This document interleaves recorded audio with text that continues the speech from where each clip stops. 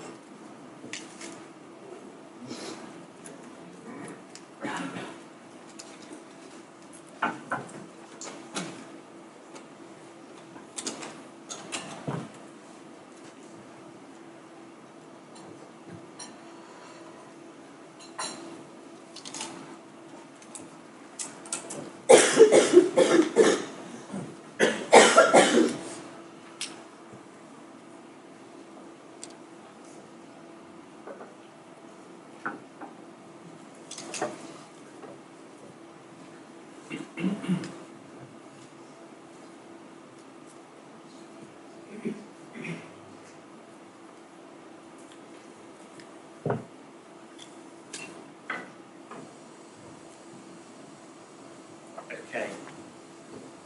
I'm so happy with that progress bar. it's really easy. It's like an animation that just moves across there and it takes 2 minutes. Okay, why am I here and why are we talking about this? This is a tough topic. I don't like doing this. I've done this once before because Tashi convinced me to do it. So as a kind of, like I already said, I'm not an expert. The other thing I'm going to say is I'm not going to be subtle, and I think kind of subtlety is the enemy of communication. I'm going to just say a bunch of stuff based on my experiences, based on some research, based on other things. And I'm not even sure that I agree with all of it. So you might not agree with all of it, but that's fine. It's about putting ideas in your head that, like, over the next 3 years, they start to kind of, you remember it, okay? So yeah, I mean, the context is things are bad. So in 2017, the Wellcome Trust and the Royal Society commissioned a report into the mental health situation in universities and in research. Their findings would not be shocking to any of us, but their findings were very bad. Higher education staff, not specifically academics, but higher education staff, have worse well-being than people in other jobs, which include the police, medics, and local authority staff.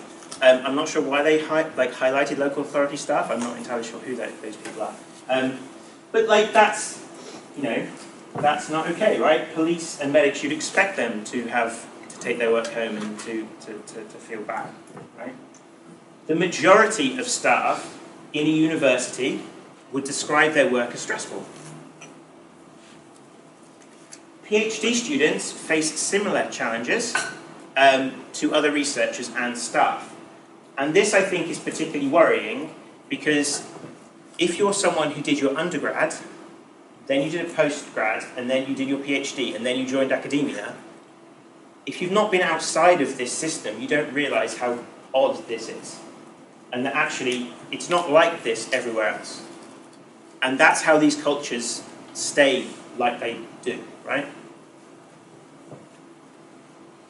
Job security was a key issue. I think there's so many people in this room that I know don't know if they're going to have a job at Christmas this year. You know, it's bad.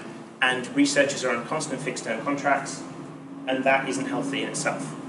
Obviously, that's not unique to academia, but we need to, be honest about this. There's only one area where staff in higher education actually had any positive thing to say, and that was job control, or your kind of agency, so how much control you have over your job. And so this is bad, and this is just the way it is, and this is not good, and I've had a lot of people who have come to me with issues, and they've unloaded issues on me, and so what I've been trying to do with all that stuff that people are unloading on me is kind of put my energy into a talk like this, and it's not okay. And the thing is, you can start researching this, and the first time I gave this talk, I got to the point where I started looking for other jobs because I spent so much time looking at what's actually happening. If you actually stop, and we all just are kind of busy doing our day-to-day thing, but if you stop and look at what's going on in higher education in the UK, it is very, very bad and very worrying, and it's been going on for a long time. This article was written in 2014, okay? That there's a culture of acceptance around mental health in academia.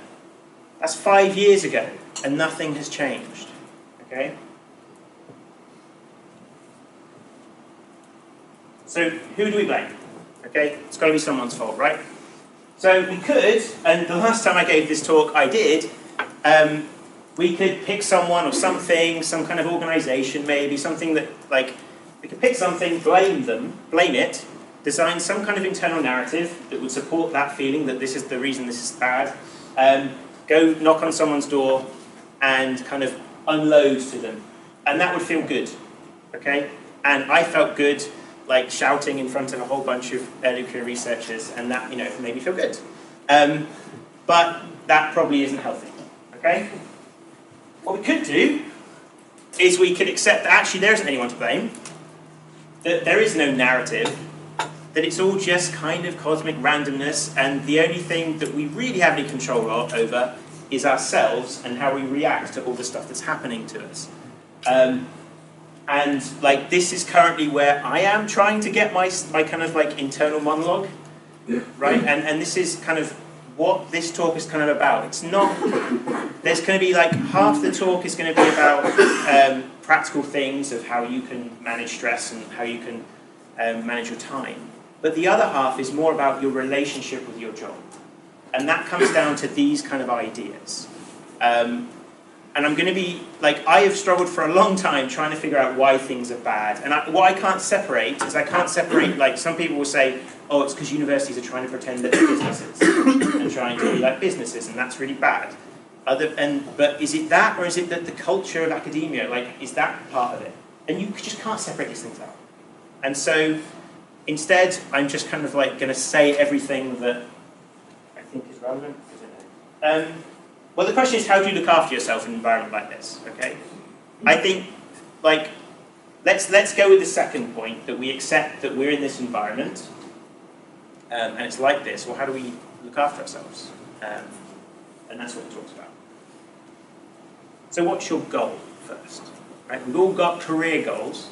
My career goal for a very long time was to become a world leader in triangles. I genuinely like triangles, and I genuinely spent a long part of my life figuring out how to make triangles, and eventually I moved on to tetrahedra, which was very exciting. And that's what I wanted for a long time. I wanted to, you know, my name to be on papers and for people to think of, you know, triangles Sean. Okay, that was my goal. And that's everyone's goal, to become a world leader, or you know, maybe that's your goal. If most research-focused people would say that's their goal, is to be known in their field, right? Well, you're wrong, right? Your first goal is to not burn out, because if you burn out, you're not going to do your second goal, right? Like, here's the situation we're in.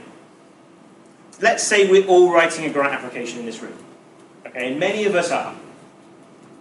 You know, I've heard numbers, and I don't know what the exact numbers is, but I think it's around 80% of those people will not get your grant. Okay, so the likelihood is, if I speak to one person and they tell me they're writing a grant, I can say, well, you're probably not going to get it.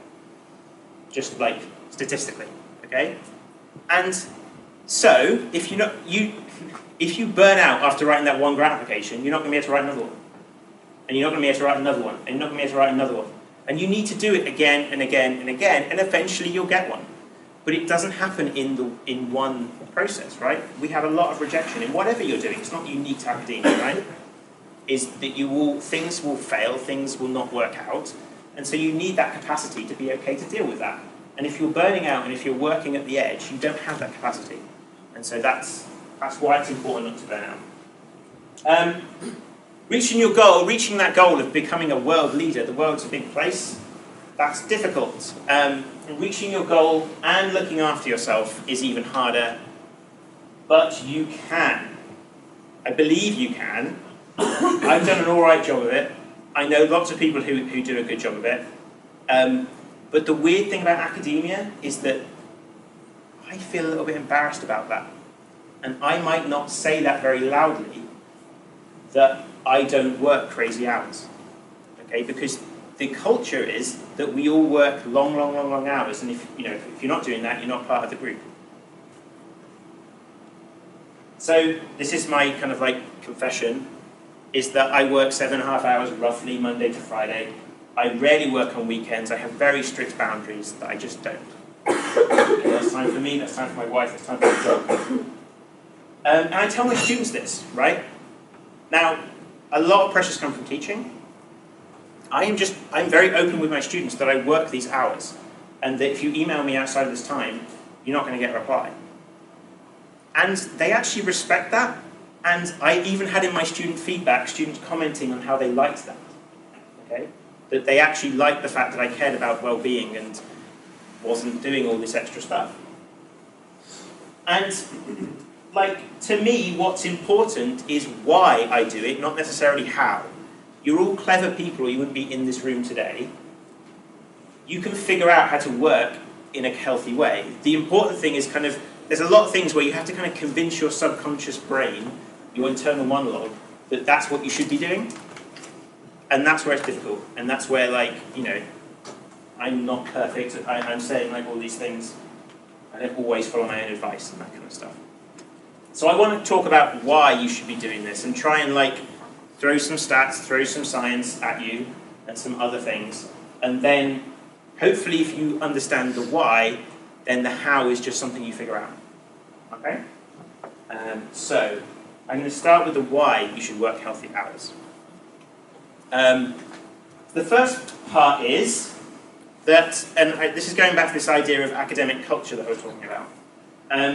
Unhealthy working hours is making academia non-inclusive. We like to talk about how we're becoming more inclusive, and we say we're winning these inclusivity awards, but in reality, that's not the message that we're giving at all. So, like, I see lots of people glorifying working these kind of crazy hours. You see the tweets all the time, like at least I do, of I'm sitting here with a glass of wine, writing a grant proposal, or marking these scripts at like 10 o'clock on a Friday. And that's like a dangerous thing to be to be telling people and like almost like taking a picture of it and making a point of showing people that you're doing this. It generates this false message that you need to be working like this to succeed. What if you've got students or people who are researching under you who have slight issues with mental health and they see that you're working at 10 o'clock on a Friday? They might spend the next 6 months working every weekend just to, you know, get up to your standards. Like, we need to be careful about that kind of stuff. And it immediately makes the profession unwelcoming to a huge number of people that would help counter this kind of culture. So be mindful of that. I've had two undergraduate students, who I thought they were really good, and I said to them a couple of years ago, I said, look, you should stay and do a PhD. I think you're great. And I remember one, she said to me, well, no, definitely not. Like, lecturers are emailing me at 2 a.m. There's no way I want to be involved in universities. And, like, she's right. That's the, like, I couldn't argue with that. She was saying that that's what happened, so she left.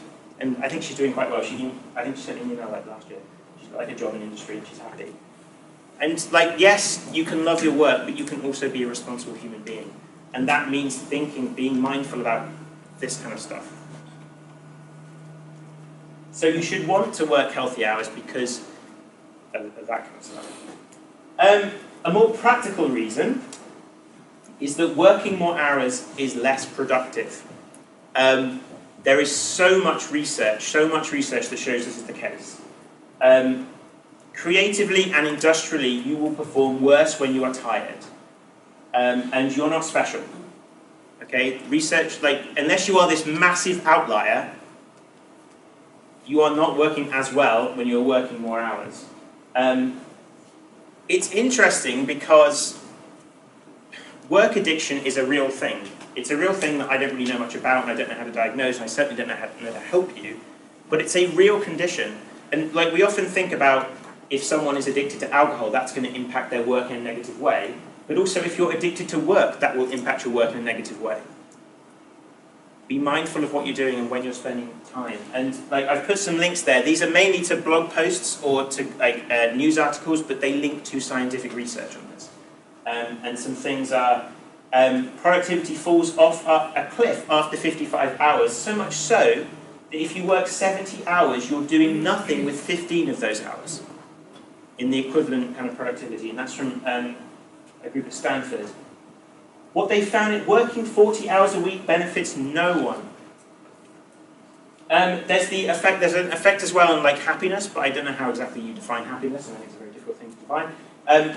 But University of Warwick showed that happiness led to a 12% spike of productivity, while people who were unhappy were working 10% less productive. So you've got that kind of, like, a bigger change than you think. And the thing that is really interesting is that all the research that I read showed this effect, is that you might think, oh, my productivity is less, but I'm working more hours. Well, actually, your productivity is so much worse when you're working 60-hour weeks that you're doing less than someone who works a 40-hour week. That's how much of an effect it is. So reason 2, you should be working healthy hours, is because you'll get more work done. So, reason 3. When Tashi first started... Go on. I don't know, we'll have to ask questions? Or should I wait? No, I don't want to do... Yeah. As I said, I'm not an expert. I'm going to get you to talk to each other. So the discussion, save that for talking to each other. So, reason 3. So this is kind of something Tashi told me to do. So he said, when he first told me to do this talk, he was like, you've got to be personal. Add some personal stories. So I put precisely 2 personal stories in the talk. This is the first personal story. So there's a moment in your life where it's the first moment that you realise you're an independent adult. Okay? For me, it might be when you buy your first house. It might be when you get your first car. For me, it was when I realised I owned my first jar of Nutella. And no one could tell me what to do with it. And so what I could do is I could get a piece of toast, I could put the knife in the Nutella, spread Nutella on it, and if there was a gap on the toast, I could put the knife back into the jar, get some more Nutella and spread it on. Okay? And I would do this for years. Okay? And then slowly I realised that it was making me ill. And then what I noticed was, on the side of the jar, actually probably more recently when people started caring about health and stuff, I guess, that they put like a little serving suggestion in the jar. So it was a spoon and some Nutella, and it was like 1 teaspoon of Nutella. So I thought, okay, I'll give it a try. And so I started putting 1 teaspoon on. And as soon as you put 1 teaspoon on, I can't go back into the jar, so I need to spread this out properly on my toast. And eventually you start to realise, the bread adds something to this as well. I can taste the bread now. And then you start to think, what kind of breads would go well with this? So my point is, if I know I can keep going back into the jar of Nutella, I'm going to keep going back into the jar of Nutella. And that's how you should treat your time. If you're okay, if you know that I'm okay working, I can work Saturday, I can work Sunday, I can work this evening, you're never going to find a way of being more productive in the week. Because you know I can just do it on Saturday. And I think that's an important thing. And then it's about respecting your own time as well. Okay, it's valuing your own time. And the thing is, if you don't value your time in this way, a lot of us get to the point in our career where we end up having people who we are line managers for. And if we're not respecting our own time, we're certainly not going to respect their time. And I remember being a postdoc somewhere, and I remember a PI coming in and shouting at a postdoc for not working more than 8 hours a day, when that postdoc was being made redundant like a week later.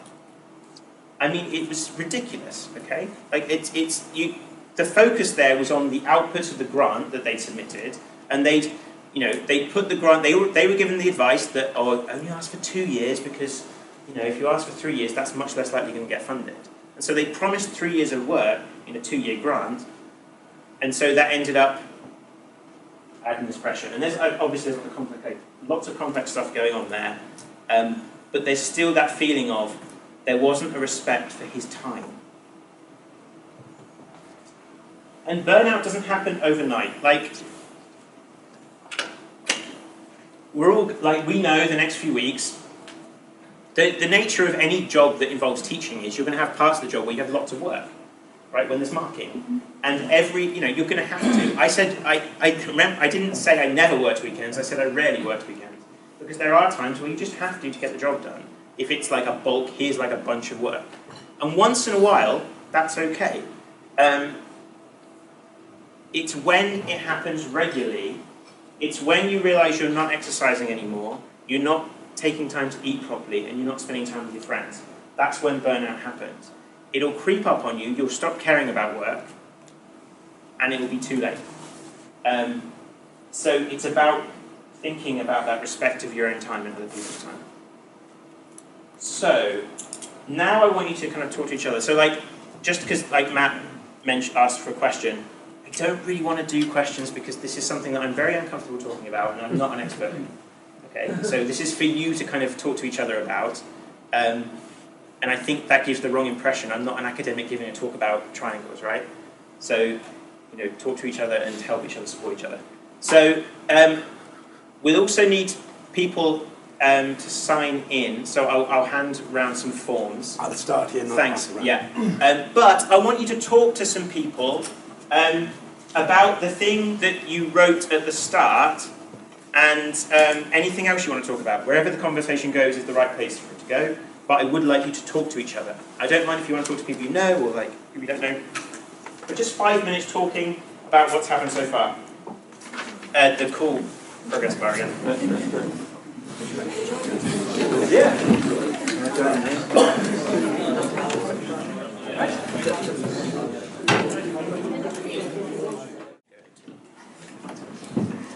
Okay, so part 2, it's a little less difficult. This one is how to, oh no, the camera. How to work healthy hours, okay? So the hopefully, like, you can kind of try and, or like you're kind of semi-convinced that, or maybe in the next few years you'll be convinced that this is a good idea.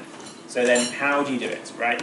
And then this is what this is about. So some things, this is like partly things I do myself, partly things that I'm like, that I've just read books. I'll show you some books at the end. Yeah. So these are going to be like 3 tips, because I think more than 3 things is too much, and then you'll have a chance to kind of talk to each other about certain tips. So tip 1, which is a strange one, it doesn't almost sound like a tip, is to be value-driven rather than goal-driven, which I'll explain to you in a minute. So this is personal story number 2 for Tashi. So I have a games company out of work, and we've released 2 games so far. The first game went pretty well for me, and allowed me to make another one. So this one is our second game that was more recent, called Cycle 28, and we set ourselves the goal of like selling enough copies to make money, right? That was the goal, to sell lots of copies. And the way you do that now is that Steam, which is the main place you buy games from on the PC, your aim is we need to be on new and trending at the when we launch. Okay, if we're on new and trending, then more people see your game, which means more people buy it, which means the algorithm gods kind of like look down upon you and give you money, right? That's how it works. So this is the goal that we set ourselves. Now, we're 2 people. We didn't have any kind of marketing budget.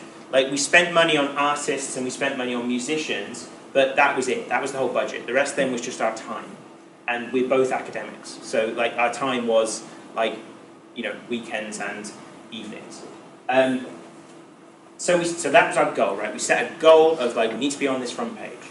And we thought the way to do that was like, oh man, we need people to know about this, because we need lots of people to see the game and buy it straight away so we get on new and popular. We need to, you know, like, I hate to say it, but like we were kind of thinking, oh, we need to go viral, this kind of stuff, right? Which is a stupid thing to say and a stupid thing to aim to do.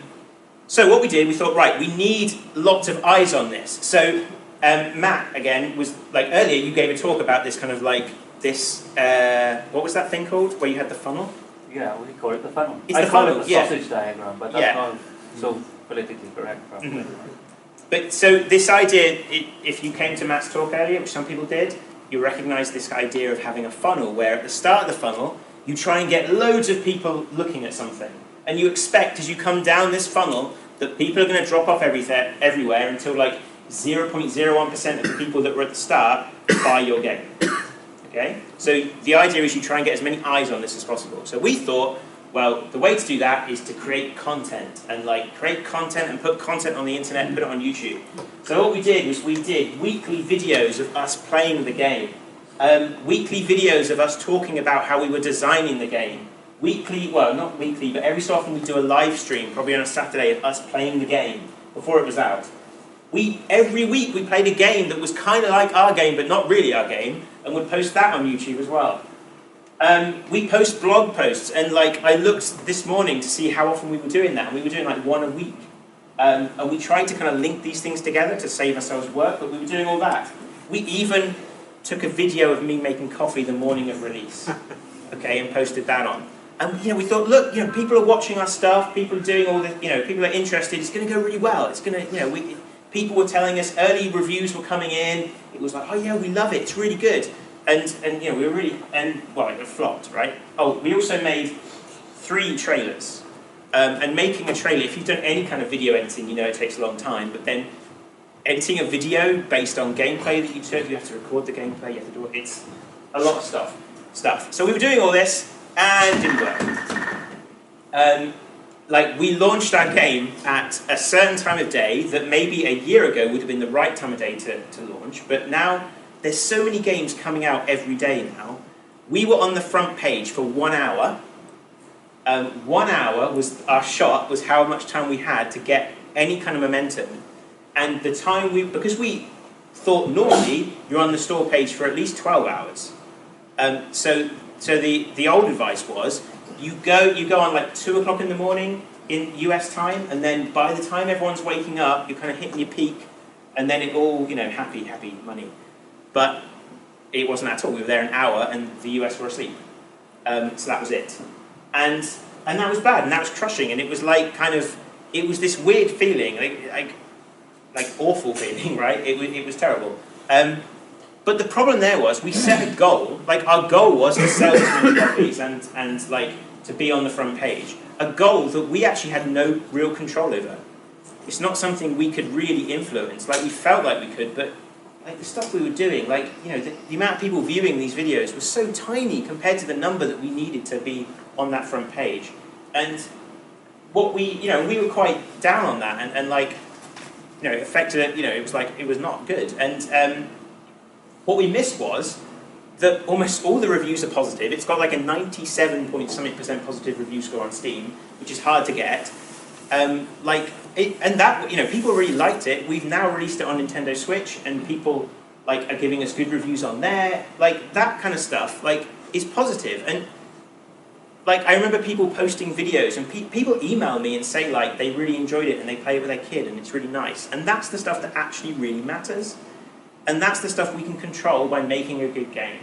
And so now the kind of approach that we're taking with our next game is like, we can't control this other stuff. Like, we can try our best to kind of make things the right way, that if, in the case that we're lucky enough to get all this traffic without having a budget to pour into, like, the way you actually do this, you put lots of money into Facebook ads or something, but you need to then take a loan out and it gets serious and risky. So yeah, and that's not what we're doing. We're kind of like low budget, money in, money out, like just about the same. Yeah, and we're taking a different approach, and it's much more positive. Like, it reminds me of, like, we have our, academics will know this, like, we have these key performance indicators, like I think 10, 11, 12, it seems like a lot of these, like, measures that measure us as an academic, okay?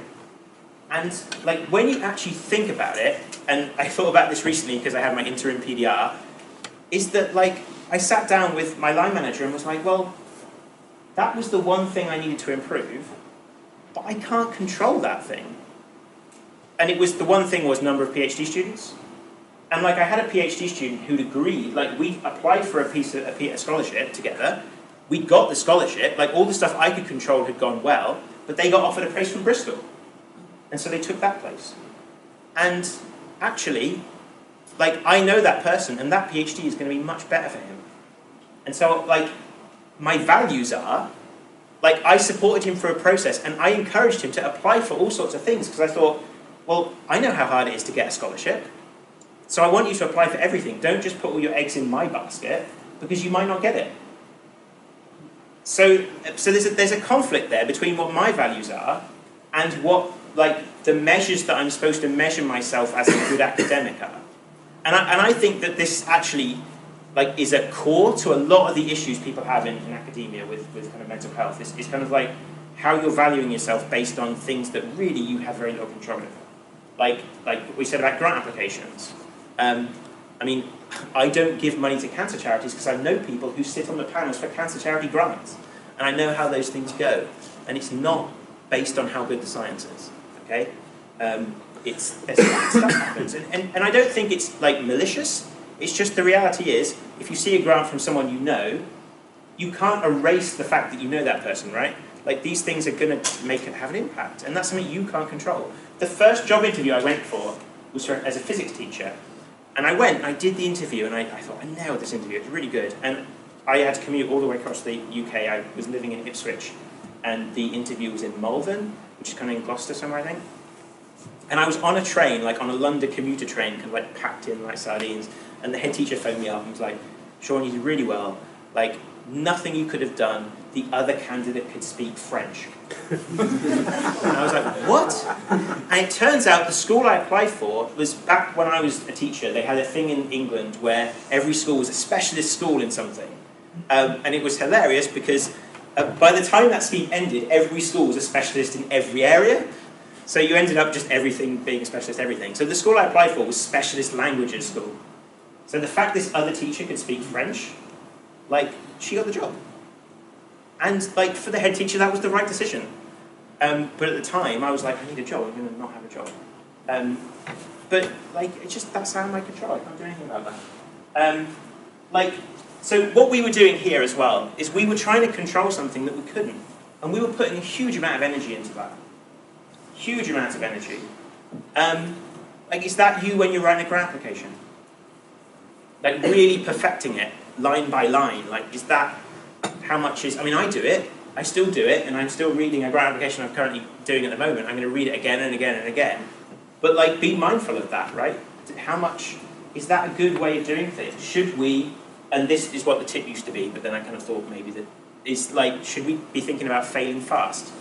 Like, the more you fail... Like, failing is learning, and so, like, fail lots, and then you'll learn quickly. Like, it's a really cliche thing, right? It's like... But I think there's value in it. And the other thing is, like, if you want to get all your work done and you want to be productive, like, have something personally that you really care about, some kind of value, and let that drive you. Because if you have something that really matters to you, that will push you forward, and you'll be motivated to do stuff. And those values don't always align with, like, things like KPIs and stuff, which, and I'm not saying I think KPIs are bad. Like, we've got these jobs, and we signed up for these jobs, and that's kind of what we need to do. But you can also, have those.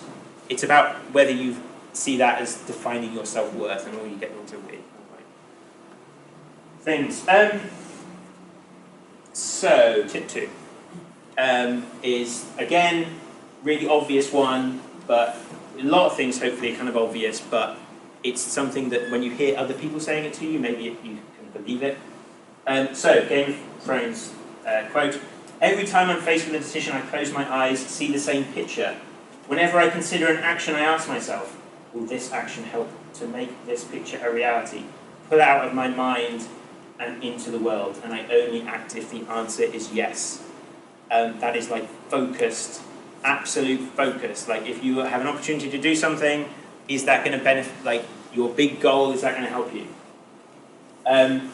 So you probably say yes too much. I think this is a bit extreme, by the way. I'm not like saying you should always... there's kind of like almost selfishness to that, but within reason. What I would say is you need to think about something before you immediately say yes. I think there is, like, lots of academics do it. It seems to be a thing. I'm sure it's not just academics. I'm sure it's like lots of people everywhere. For me, my weakness is that I find that I will start a project and it will go so far and there'll be some roadblock that comes up. And, like, something will happen and I'll have to wait. And the amount of time I have to wait might be months. And so I'm like, maybe I could take something else on. And then I say yes to something else and you start another project. And then suddenly you've got all these projects in parallel. And then, like, teaching finishes and everyone has time to do the thing they said they were going to do. And suddenly everyone emails you once and says, like, I'm ready. And you've got 10 people that you're trying to figure out. So things to watch out for. Like, you should, question the value of whatever you're going to do to yourself, I guess. Things like when people tell you something is a great opportunity before they tell you what it is, it's usually a warning sign. It'll look great on your CV, just means I'm not going to pay you. We really think, the classic one for me is, we really think you would be valuable to this application a week or 2 weeks before the deadline. Because what that means is they did an internal, like, if they're writing a grant application and maybe they did a peer review internally and, it'd be really good if you had a computer scientist. And then you get a phone call. And that kind of, like, I love multidisciplinary stuff and I do lots of stuff with people around the university. But I do it with people who contacted me before they wrote the application. And that's when like we're really all contributing, and it's like what Matt was saying earlier about collaborators from industry. Talk to them at the start, not like, oh, we could probably use someone who works in banks, and so then get them at the end. So like have some confidence. If like how to do that, like something you can say is that I simply don't have the capacity to do that. Something I like doing, and something lucky from doing Crucible, is I know lots of people in different areas. So if someone emails me, I had an email from someone the other day who wanted to do like a political-based game, and saw that I've got a games company, I'll ask Sean, maybe he could do something. And I said, well, actually, I can't take that on. I've got too many projects going on. That does sound interesting. It does sound like something I would do. But why don't you contact this person, this person, or this person? Because they could maybe do it. And it makes, like, if that's something, like, I can't get past that guilt. I have, like, it is a character flaw of, like, saying, I want to help everyone that comes and asks for help. But, like, at some point you have to say no. And, like, one way I ease that feeling is I try and find alternatives for people. And then I can be like, hey. So, tip number 3 is about having a system. So, a system being a way of managing your time. I'm always surprised when I hear that some people don't have a system, and I don't understand how they function. This is a particularly good system that I've been using, and I know lots of other people around the university have been using, and lots of our students started using because I told them to start using it, and they tend to like it. It's called Getting Things Done. Basically the way it works is, the key idea of this is, like I've been saying before, you've got your subconscious narrative brain that will be saying things to you. And you need to con your brain into, well, not actually, you need to make your subconscious believe that you've got stuff, you're in handle of stuff. If you've ever kind of laid in bed at night, kind of with something that you need to do going around in your head, there's a good chance the reason that's going around in your head is because your brain is thinking, oh, this isn't written down anywhere, I need to keep remembering to do this, so I'm going to keep saying it and saying it and saying it and saying it and saying it. And this system, Getting Things Done, by David Allen, like you can Google it, like you'll find lots of information. I made a short video about how to do it, but if you just put Getting Things Done into YouTube, you'll find something, right? You don't have to watch my video if you do subscribe.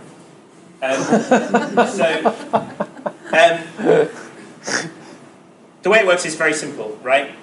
It's all about, every time something comes into your head, you write it down. Like, I use Trello, which is an application that it works well on, but you can use a piece of paper, right? The advantage of using Trello is, like, I've got it on my phone, I've got it on my computer, and it's free. And it's really, I can explain it quite quickly, is every time something comes into your head that you need to do, you put it in your inbox, okay? And then, every day, the first thing I do when I get into work, I don't check my emails, I open up my Trello board, and I look at my inbox, and I clear it. And what I do is I will either put a job in today, and I'm limiting my today to 5 things. I might add more things later in the day, but I'm going to put, there's only ever going to be 5 things in my today list, which is what I do today. And 5 is because most people can remember about 5 things, it turns out. Okay? Anything that doesn't go in today will go into the next action, which means something I'm not going to do today, but I am going to do it. And then every day I will be looking in my next actions and thinking, right, okay, that's something I can do today. I then have another list, which is waiting, where things go into that when I'm waiting for a reply from someone else. So my brain knows I've got a handle on it, my brain understands that I'm keeping track of this, but it's not something I need to worry about yet, so it's on waiting.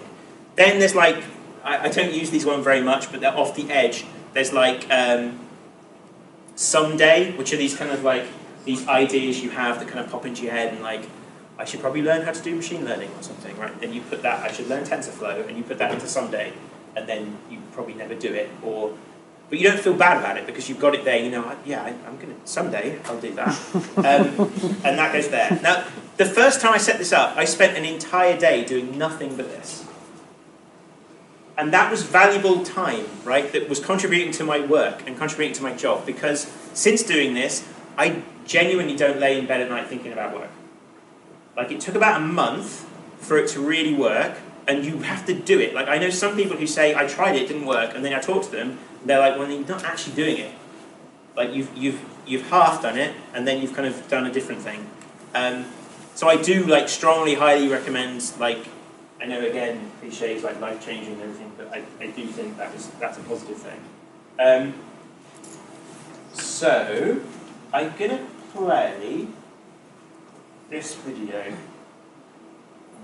Actually, I'm not going to play that because we're kind of short on time. So I'm going to leave, like, what I'm going to do is the bit where you talk about your own tips. If people are able to stay a bit longer, that's for you to decide and you can talk to each other. But if people who want to leave, like, there's the last thing I want to talk about, which is what to do if none of this works. Okay? So, what if this doesn't work? You need to remember that you're good enough to get another job. Is that to get this far, you're good at what you do, and you could be good at something else. And let me continue with this a second. So there's a thing going on in the games industry at the moment, which is, I don't know how many people, you might, if you're on Twitter and you follow certain people, you know about this. There's this thing called crunch, which is when it comes to the point where a game is close to being released, in fact now it's happening for much longer, is that developers will be told, oh, you're working all weekend, and you're working, 12-hour days, and it will be enforced, and they will have to work, they have to be there in the office, and what will happen is, managers will go around, and if they don't see people there, they will make sure they're not on the credit list for the game. And if you don't get a credit on a game, you can't then put that on your CV. You can't say, well, I worked on Grand Theft Auto. Right? So it's hot. It's nasty stuff. And people are starting to leave because they don't want to deal with that anymore. And you would think maybe that some of them regret leaving, but people who are interviewed haven't. So here's a quote. So truthfully, I don't love my work anymore, but my life has been so much more comfortable. Ultimately, leaving the games industry was the right choice. It's happening to PhD students as well. So I found this article.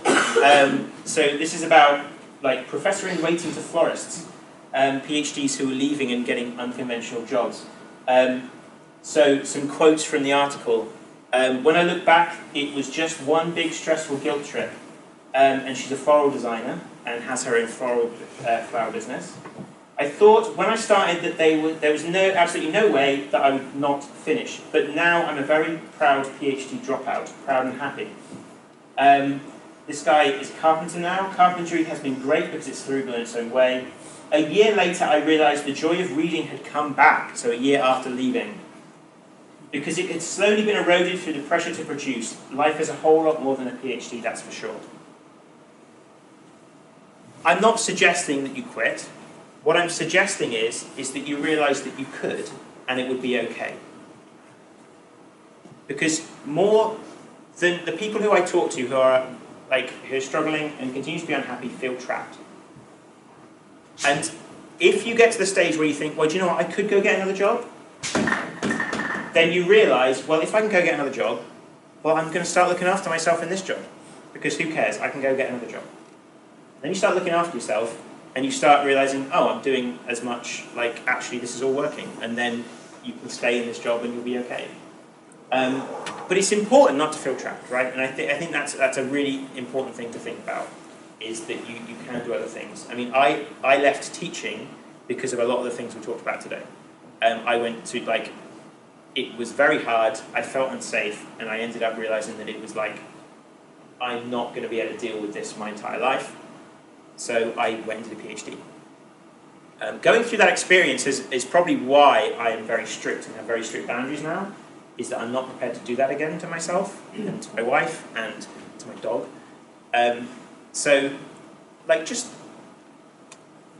meant to be kind of a positive, empowering thing. Not oh man, we should quit, it's horrible. But be empowered. I really enjoy my job, and I like working here, and I love coming to work. But, that comes from kind of this feeling of, I know I'm not trapped here, so I can look after myself while I'm here. Okay, so some kind of a few things about people I stole stuff from. So Tanya Short did a talk about this kind of stuff, but in the games industry, which is, when I watched her talk, I was like, I need to make a talk like this for academia. Mark Reed is great. Follow him on Twitter. Tanya as well, actually. She does, if you're interested in procedural generation, she does lots of stuff to do with procedurally generated art and procedurally generated games. She's very interesting. Her work is interesting. She's not an academic. Mark Reed, The Productive Researcher, is a great book. Has anyone read it? Okay, cool. Yeah, it's really, really good. There's a whole chapter in there on how to write a literature review in a week, which is really powerful. I give it to my PhD students, or at least I show them the book, and it's a very strict. It's like a very kind of like, here's the template of how to do it, and it works really well. It really helped me, and a lot of the stuff I talked about actually are kind of like from his. What he did was he went to lots of other really successful academics around the world, and he tried to kind of come up with like what are the key things that these people had in common. And it was a lot about this stuff about being driven by really strong values, rather than being like, very focused on targets and metrics and all that sort of stuff. So I highly recommend that. And the last book someone bought me for my birthday like 2 weeks ago. It's weird, like it's a nice read. It's a short read. After the first few pages, you're like, yeah, I get it. You're going to swear all through this book. But it's actually, like, it's good. Like, I would recommend it. For me, it was just like a way of being like, oh, yeah, okay, like, other people think in the way that I'm thinking, so maybe I'm okay thinking in the way I'm thinking. It's that kind of stuff. Yeah. So thanks to Irie, who organised the food and everything. And, yeah. So I'll leave you to kind of talk to each other. I'm going to be doing stuff, I don't know. But yeah, thank you.